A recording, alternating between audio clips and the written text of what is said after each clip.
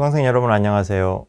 지난 시간은 1950년대 말에 화학섬유 공장 건설 시도에 대해 살펴보았습니다. 이번 시간은 화학섬유의 수입 대책 과정에 대해 검토해 보도록 하겠습니다. 1950년대 후반에 한국 정부와 기업들은 미국 원조 자금을 활용해 화학섬유 공장을 국내에 건설하려고 시도했지만 뚜렷한 성과를 거두지는 못했습니다. 가장 큰 프로젝트였던 레이온 공장 건설은 미국 정부의 반대로 무산되었고, 한국 나일론의 나일론 공장 건설은 오랜 검토 끝에 1960년 9월에야 승인되었습니다. 미진화학의 비닐론 공장이 유일하게 1959년 7월 완공되었지만 비닐론은 수요가 많은 화학섬유는 아니었습니다. 화학섬유 공장 건설은 1960년대 초에 집권한 박정희 정부에도 중요한 과제였습니다. 1961년 5월 쿠데타를 일으키고 집권한 군사정부는 7월에 경제개발 5개년 계획의 시초가 되는 5개년 종합경제재건 계획안을 발표했습니다. 그 내용 중 섬유산업과 관련하여 가장 수입 의존도가 높은 레이온사 공장을 계획기간인 1966년까지 국내에 신설하여 연간 112만 달러의 외화 절약을 이룰 것이라고 하였습니다. 즉, 1950년대 후반 DLF 차관을 통해 이루려고 했던 레이온사의 수입 대체를 다시 추진하기로 한 것입니다. 계획안은 하루 생산 8.5톤의 비스코스 레이온사 공장 두 곳은 각각 외자 1,000만 달러, 내자 40억 관, 하루 생산 10톤의 아세테이트 레이온사 공장 한 곳은 외자 1,000만 달러, 내자 50억 관으로 건설하기로 했습니다. 1957년 한국 레이온이 DLF에 신청했던 프로젝트가 외자 961만 달러와 내자를 활용해 하루 생산 10톤의 공장을 건설하는 것이었기 때문에 비슷한 프로젝트가 3건으로 늘어난 셈이었습니다. 종합경제재건 계획안에 기초하여 경제기획원은 1961년 10월 30일에 외자 도입 대상사업 건설 예정자 선정을 위한 공고를 발표했습니다.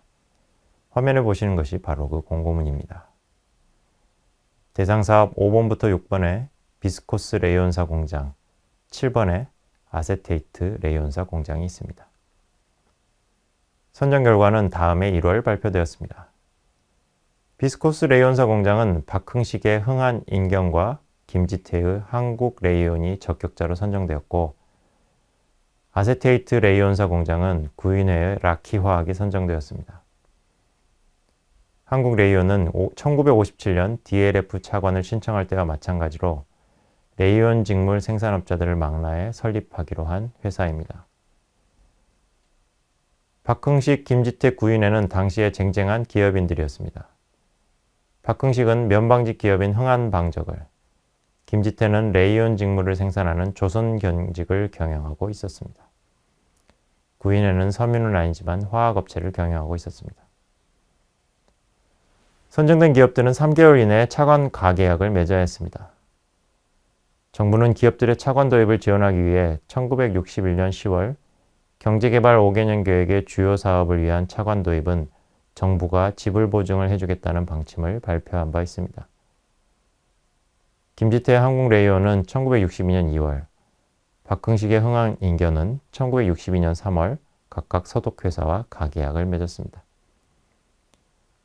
그런데 4월에 국가재건 최고회의에서 비스코스 레이온사 공장을 2곳 건설하는 것보다 한 곳으로 합동해서 하면 건설비와 생산비를 절약할 수 있으므로 하루 생산 20톤의 단일 공장 건설을 박흥식이 대표를 맡아 추진한다는 결정이 내려졌습니다. 그러자 한국 레이온은 이에 불응했고 박흥식 단독으로 사업을 추진하게 되었습니다. 한편 라키화학은 소독회사와 차관교섭을 진행하다가 중단했습니다. 당시 상공부 화학과장이던 오원철의 회고에 따르면 1962년 4월 국가재건 최고회의 상공분과 위원장이 구인회를 불러 레이온사 공장을 하지 말고 송배 전용 전선 공장을 건설하라고 해서 방향을 틀었다고 합니다. 이로써 처음에 3개 공장을 건설하기로 했던 것이 1개 공장만 남게 되었습니다. 박흥식은 1962년 5월 흥한화학섬유를 설립했습니다. 그리고 미국 회사와는 제조시설 도입에 필요한 차관 도입 계약을, 소독 회사와는 부대시설 도입에 필요한 차관 도입 계약을 체결했습니다. 미국 차관으로는 일본 도요 레이온의 기존 레이온사 제조시설 도입 대금을 지불하고, 소독 차관으로는 소독에서 구매하는 발전 설비와 기타 부대시설 설치 대금을 지불한다는 것이었습니다. 흥원화섬의 공장 건설은 순탄하지 않았습니다.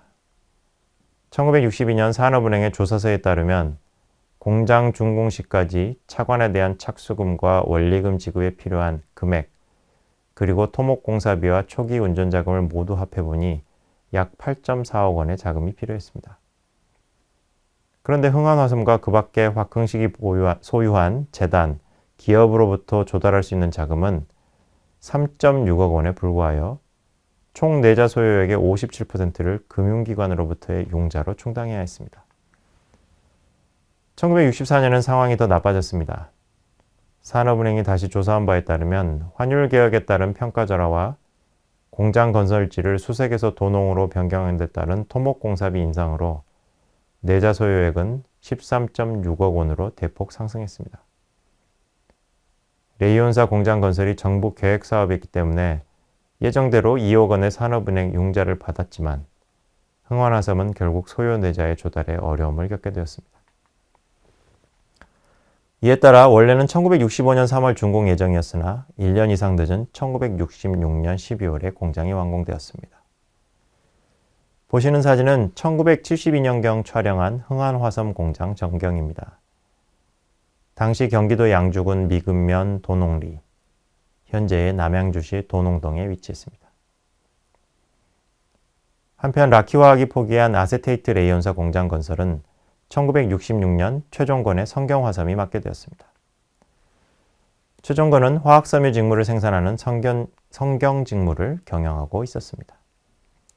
성경화섬은 일본의 이토추 상사와 차관 도입 계약을 체결했는데 544만 5천 달러를 도입해 하루 생산 5.5톤의 아세테이트 필라멘트 공장과 하루 생산 2톤의 아세테이트 토우 공장을 건설하는 것이었습니다. 아세테이트 토우는 담배 필터를 만드는 데 쓰입니다. 성경화섬의 공장은 1968년 3월 착공했는데 소요 내자를 자기 자본으로 조달할 수 없었기 때문에 산업은행으로부터 시설자금 4억 원을 융자받음으로써 그해 12월 공장을 준공할 수 있었습니다.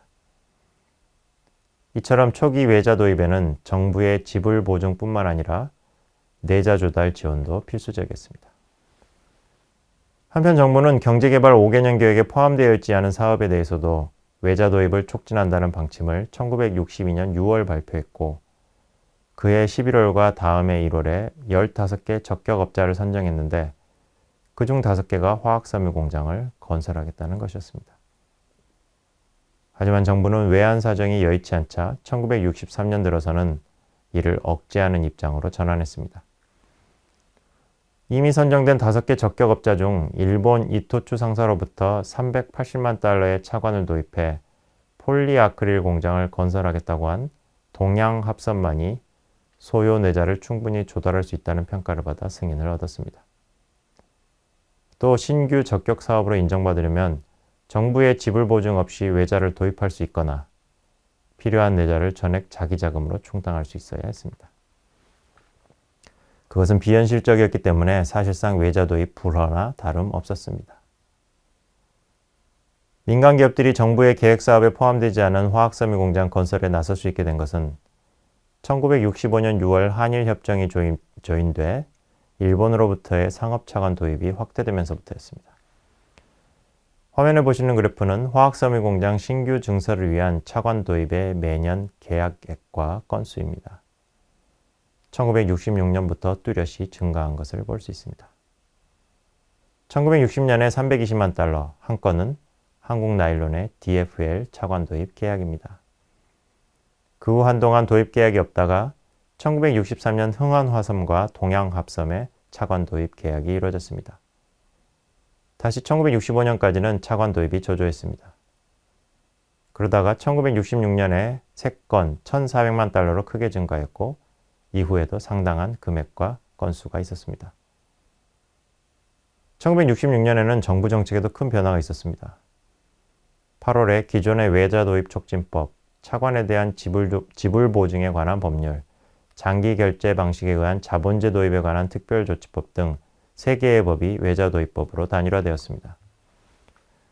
이 법에서 중요한 것 중 하나는 대부분의 민간 상업 차관에 대해 정부의 지불 보증을 폐지했다는 점입니다. 이에 따라 상업 차관을 도입하는 기업들은 시중은행의 지급 보증을 얻어야 했습니다. 물론 시중은행이 사실상 국가은행화되어 있었기 때문에 정부의 결정이 여전히 중요했습니다. 외자 도입법에서 도입된 차관은 주로 증설 목적이었으며 일부 기업들은 공장 운영 자금도 차관으로 도입하였습니다. 정부는 1966년경까지는 외자 도입을 심의할 때 수입 대체에만 초점을 맞추었지만 어느 정도 설비가 갖춰진 후로는 수출도 염두에 두기 시작했습니다. 예를 들어 1968년 한국 폴리에스텔은 일본 미쓰이 물산으로부터 차관을 도입해 하루 생산 10톤 규모의 폴리에스터사 공장을 건설하겠다는 계획을 제출했습니다. 심의 과정에서 1971년에는 공급 과잉이 발생할 우려가 제기되었고 결국 생산 제품 전량을 수출한다는 조건으로 승인이 이루어졌습니다. 이때 상공부는 공장을 국제 규모로 확장하는 조건을 추가하자는 의견을 제시하기도 했습니다. 화학섬유 제조업은 화학산업과 마찬가지로 규모의 경제라는 특성을 가집니다. 규모의 경제란 생산 규모가 커질수록 더 경제적으로 생산할 수 있다는 뜻입니다. 즉 하루에 2톤을 생산할 수 있는 공장보다 하루에 10톤을 생산하는 공장이 생산 비용이 더 낮습니다. 따라서 이미 상당한 생산 규모를 가지고 있는 선진 기업들과 경쟁하려면 국내 공장도 어느 정도의 규모를 갖춰야 했던 것입니다. 한편 외자 도입을 통한 화학섬유 공장 신규 증설이 늘어남에 따라 정부가 의도했던 화학섬유의 수입 대체도 진행되기 시작했습니다. 화면을 보시는 그래프는 화학섬유의 수입량, 생산량, 수출량을 나타낸 것입니다. 여기서 간접 수출이란 화학섬유사가 수출 섬유 제품의 원료로 사용된 것을 말합니다. 보시는 것처럼 1967년부터 국내 생산이 빠르게 증가해 1970년에 수입량을 넘어섰습니다. 1960년대 중반에는 화학섬유 제품에 대한 국내 수요 증가와 수입 화학섬유사를 원료로 한 제품의 수출 증가로 화학섬유사의 수입도 늘었지만 1960년대 말부터 정체한 것을 알 수 있습니다. 여기에는 정부의 정책도 영향을 줬습니다. 1967년에 국내 화학섬유 생산 능력은 나일론사 하루 생산 5.5톤, 비스코스 레이온사 하루 생산 15톤, 아크릴 스테이플 파이버 하루 생산 11.5톤이 되었고 폴리에스터사, 아세테이트 레이온사의 공장도 건설 중이었습니다. 그러자 정부는 업계의 요구를 받아들여 1968년부터 각종 화학섬유에 대한 관세율을 대폭 인상하였습니다. 이 때문에 아크릴 스테이플 파이버를 수입해 소모직물을 제조하는 소모방 업체들이 크게 반발했지만 소용이 없었습니다. 또 정부는 화학섬유를 미국 원조 품목으로 전환하는 방법을 사용하기도 했습니다. 1960년대에는 바이오 아메리칸 정책에 따라 원조 품목은 미국에서밖에 구매할 수 없었습니다. 예를 들어 아크릴 스테이플 파이버를 정부 보유 달러로 수입할 수 있도록 하다가 원조 품목으로 전환해버리면 일본처럼 더 싸고 더 가까운 곳에서 구입할 수 없게 되어 구매 비용이 상승했습니다. 규모가 작고 기술 수준이 낮아 제조 비용이 국제 가격보다 높았던 국내 기업들은 관세율 인상과 원조 품목 전환에 의해 수입품과의 경쟁으로부터 보호를 받을 수 있었습니다. 예를 들어 1968년 3월 폴리에스터 스테이플 파이버 공장을 준공한 대한화섬은 제조 원가가 1파운드당 325원인데 수입품의 가격은 220원이어서 적자를 볼 수밖에 없었고 그 때문에 경쟁으로부터의 보호를 정부에 요청한 바 있습니다. 그런데 수입품을 못 들어오게 하더라도 국내 시장은 계속해서 설비를 늘려가는 화학섬유 제조업체들에게는 너무나 작았습니다. 1960년대 말에 화학섬유의 가격은 일반 물가에 비해 계속해서 하락했습니다. 주요 화학섬유의 도매 가격을 도매 물가지수로 나누어 지수를 만들어 보면 1970년에는 1967년에 비해 절반 정도 떨어졌습니다. 국내 시장이 사실상 포화 상태에 이른 것입니다. 그것을 해결할 방법은 수출밖에 없었습니다. 이번 시간은 차관 도입을 통한 화학섬유의 수입 대책 과정에 대해 정리해 보았습니다. 다음 시간은 1970년대 이후 화학섬유 제조업의 수출 산업화 과정에 대해 살펴보도록 하겠습니다.